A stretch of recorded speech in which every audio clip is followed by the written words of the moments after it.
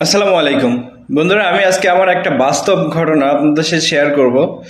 আমি ঈদের ছুটিতে বাড়িতে গেছিলাম এবং বাড়িতে যাওয়ার সময় আমার ট্যাঙ্কিটা যেভাবে হোক আমি ফুল করে নিয়ে গেছিলাম। আমি জানি যে এখন তেলের ক্রাইসিস। তো আমি ফুল করে নেওয়ার পরে একটা ট্যাঙ্কিতে, মোটরসাইকেল ট্যাঙ্কিতে সর্বোচ্চ 12 লিটার তেল ধরে আমি 5টা 6টা পাম্পে সিরিয়াল দিয়ে ট্যাঙ্কিটা ফুল করে নিয়ে গেছিলাম।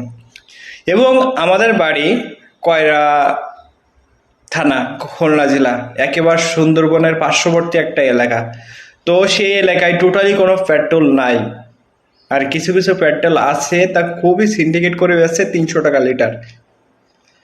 তো আমি বাড়ি গেছিলাম কুষ্টিয়া থেকে কয়রা, প্রায় 200 কিলোমিটার দূরত্ব। পরে বাড়িতে কিছুদিন, ঈদের সময় তো বুঝতেই তো পারছেন, 1-150 কিলো আমার এদিক ওদিক চলে গেছে। এবং পরে আসার সময় পড়ে গেছি আমি ভাই বিপদে, কোথাও তেল পাচ্ছি না, কি করব।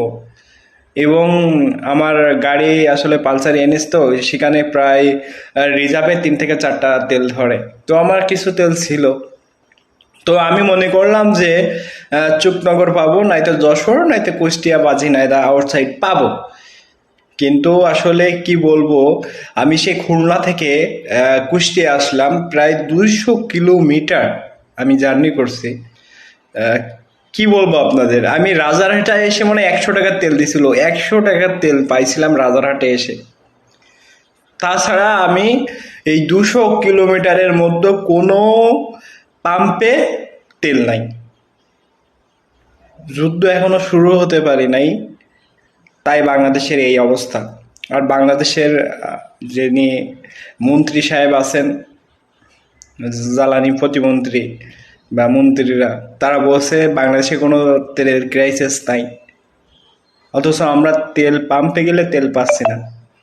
আজব দেশে বসবাস করি আমরা। আমার এইরকম আপনারা কে কে এই ঘটনার সম্মুখীন হয়েছেন অবশ্যই কমেন্টে জানাবেন। ধন্যবাদ।